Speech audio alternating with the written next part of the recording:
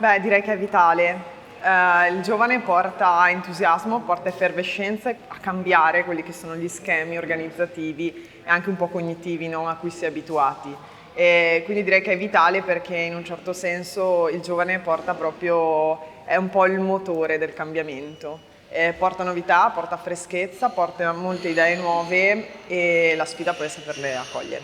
Sicuramente inizialmente di fronte a grandi idee di cambiamento, banalmente, ho detto grandi, ma banalmente digitale, sostenibilità, parità di genere, congedo parentale ugualitario, sono tutte cose che ovviamente per noi giovani sono scontate e quando non le vediamo ce ne facciamo promotori.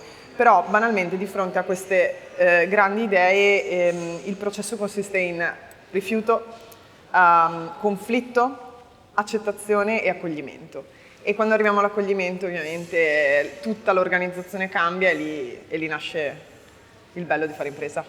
Sicuramente, come dicevo prima, ho parlato di quattro fasi di cambiamento, richiede tempo. È intrinseco nella natura umana, ci vuole tempo per cambiare, l'importante è non voltarsi di fronte, insomma, di fronte alle grandi innovazioni e ai grandi cambiamenti che poi si pongono davanti. Bisogna guardarli e con calma organizzare tutto quello che va fatto per stravolgere le aziende, perché poi i cambiamenti sono uno stravolgimento.